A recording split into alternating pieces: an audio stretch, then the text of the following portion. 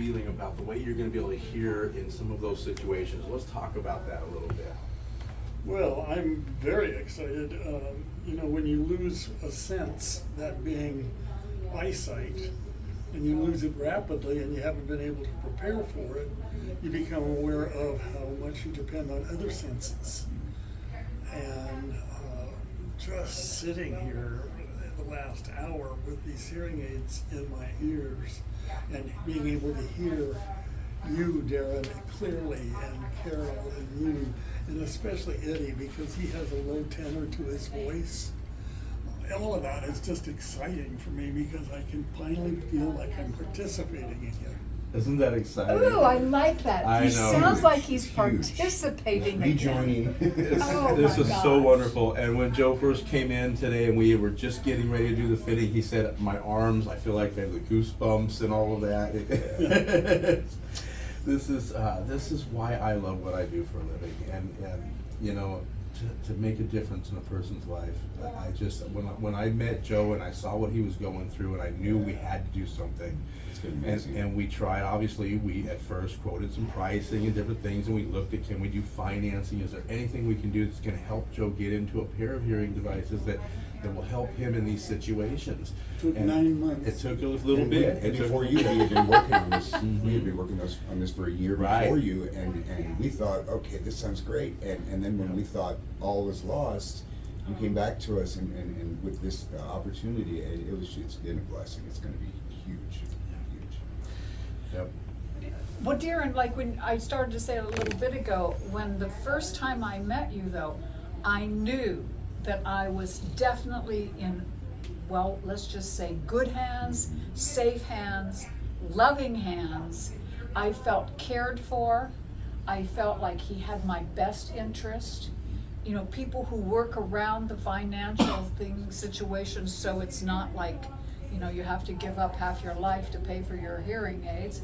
And it's like, I just felt like family. And it's not drive-through service, like in and out, in and out. Right. And we took the time to address and listen to a lot of both of our complaints and concerns about this. So yeah, it's gonna alleviate so much stress. Right. Redundancies. And Eddie admitted he's not gonna be able to mumble or whisper behind his back anymore. Are you listening, Reno? I feel their pain. Yeah. Well, so Darren, how can we, hello, there's another client calling you right Right there. now. Another lucky person who's found Miracle Ear and located in Palm Desert. Actually, you could say the Bristol Farms Shopping Center. Yes, I think that's the best locator Yes. identity. And Corner of Country Club in Monterey, yes. next to Papa Dan's. We'll give them a roll. Next to Papa Everybody Dan's. knows Right, Papa Dan's. everybody knows Papa Dan's. And One Stop Beauty Supplies Yeah, here. yeah. Those are my friends Mhm. with James and And Kevin. Boutique next door to us over here. Yeah, and Mona with Mhm. the coffee shop where. Yeah. No, I met them through you actually Yeah. because you said, and we became friends with Mona. You guys have the hookups. Yes. You guys have all the hookups. Yes, we do. Yes, we do. So how can we further inform the world? Like if you were like in a situation such as this, and you knew that there was people listening who said, I want more info on that. Yes. I'd like to know how I could possibly.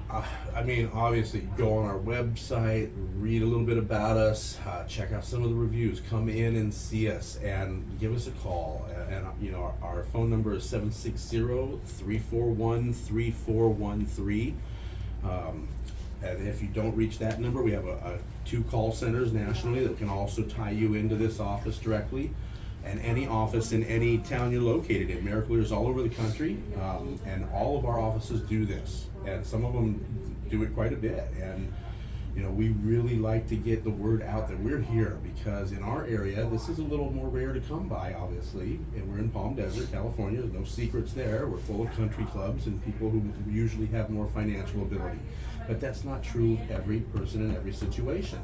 And we have a lot of very diverse communities around us with people who need this help too, and I think sometimes they're afraid to reach out for it. Right. Sometimes they're being Right. stubborn and denial about it, and the It family also can be members. very embarrassing to It admit can it. be. Yeah. Yeah, Or they it think the can cost be. is gonna just Mhm. prohibit them altogether, so they don't even Exactly. try. Right. So, but try. But try. Well, so now, Daryl, oh, I have a okay, question. go. What about, do you do talks? Do you go to any of the assisted living or independent living and We give talks? have. In the past, we used to do a lot more grassroots reaching out and doing talks at different places, and we're hopefully we'll get a program of that going again soon. As we start to open a couple more offices locally here, it's going to allow us to free up a little more time. With the one office that we have, we're actually pretty booked, gotcha. and I know Marcia you're knows always busy, busy, we've got a busy. lot of people coming in and out, which. But that is something I Yeah. wanted to ask, because like if somebody just goes on the. She's got jokes. You know. I'm talking to myself. If somebody just goes to Miracle Ear, Mhm. there's gonna be a massive amount of information. But if we wanted to like direct them here Mhm. to your Miracle Ear, because you wanna meet Darren and Carol, I mean, there's no doubt about it, this is the place. And,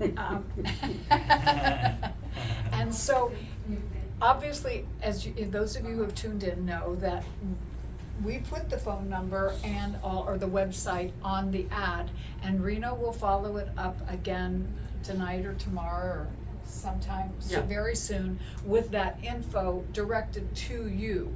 But if all else fails, they can go to just Miracle Ear. Yes, and there's a national call center. They'll find out what zip code they're in and direct them to the closest office. So, Perfect. yeah. And I mean, I can only say how important it is to address hearing healthcare needs. And we've learned so much since the 90s when they started doing all these studies with Johns Hopkins University and Penn State started it actually. And these studies, they weren't looking at hearing, they were looking at memory. They were looking at early onset dementia and Alzheimer's and these other things. And they started finding this link between hearing loss and their subjects and the people in the study and problems with their memory. And they realized that when we have these sensory deprivations, the negative impact it's having on brain activity and our hearing centers and our memory centers sharing space in the brain, and how that was impacting people's lives. And so that's when we started taking hearing healthcare so much more seriously with digital hearing aids and prescriptive fits and things address specific needs of the individual in their life, to try and bring that clarity and that focus back in, right? And he got a lot of questions when he first lost his vision, for instance. Well, did that sharpen some of your other senses, i.e. his hearing? And he was like, what? It didn't work. It's not work. true. It's not always the case, you Right. know, so we're glad, we're glad. So what about a tendinitis? Oh. Yes. I have What, tinnitus. tendinitis? Yeah. Oh, the ringing? And we will be buzzing. working on that a little bit, Joe, just so you know. Marcia thought it was crickets. Okay, so So did I for a little while. And I realized, no, it's not. tinnitus is its own little beast, its own little monster. It is a brain issue. It's the brain not getting some of the stimuli and signal that it's used to, and so it starts to create kind of its own sounds that are perceived only by you. There's not an external auditory source of that sound. It comes in different forms, from whooshing to static to ringing to crickets, things, everybody experiences some things a little different. She kept having me spray, and I said, babe, And you see a lot of commercials and ads for the magic pills for that stuff, and there is no magic pill for that. I mean, the only thing that truly treats tinnitus that we try our hardest to address is hearing, and hearing a little better, having amplification done correctly.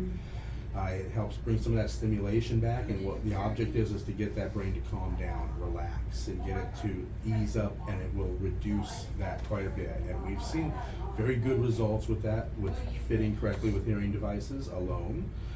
There's also other things that we can do with different background sounds and masking noises that are more comfortable than the tinnitus might be itself. So, Oh, putting sound into the hearing aid itself? yep. Wow, Yeah, like yeah. little Bach and Beethoven? Or? Oh, sure. Oh. That'd be great. White noise Yeah. for sleeping. Right, a little violin, that's better than just ringing, right? Right. Interesting. Yeah. That is interesting. You know, I'd like to add something about when you lose your sight, and I suspect it's true about the loss of any particular sense, you suddenly find yourself those friends that you thought you had, they don't know how to deal with your hearing loss or your vision loss. And one by one, both Eddie and I have discovered that the friendship circles that we had have gradually dropped away. They just don't know how to deal with people who can't see or can't hear.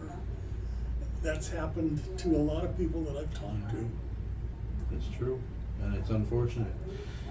It's an unfortunate side of human nature, I think, sometimes, that when something's a struggle to us and we can't understand it, we'll kind of distance ourselves from it a little bit. And people have a hard time relating with folks who have other disabilities that they're not prepared to maybe enough or know enough about to deal with directly. And obviously that's the kind of stuff we want to talk about. We want to address it because it's an important factor in what we would consider those specific listening priorities, that lifestyle need, what's going on, and how has this been affecting and impacting your life, and what can we do to get you back on the track towards that social life again and that activity level you're used to it. The other things that are so important to our well-being. What we see so much of with people who have hearing loss that refuse to do anything about it is they retreat. You know, they pull away and hermit themselves up, I guess, the word I'm looking for, and that's a negative impact on life too, because now you're withdrawn from all of that other input in your life. And we want to do everything we can to combat that kind of stuff. And going back to what Joe said, then you start finding out who your real friends are. Yes. Unfortunately, I mean, it's a sad thing about society, but the friends you do have are probably even stronger, more empathetic, and in the long run, those are the ones that count. I think that's what we've experienced. Yeah. Good. Wow, this has been fabulous. You want to check to see if anybody's asking any questions? No, you don't get off that easy. Oh, okay. Not quite that easy.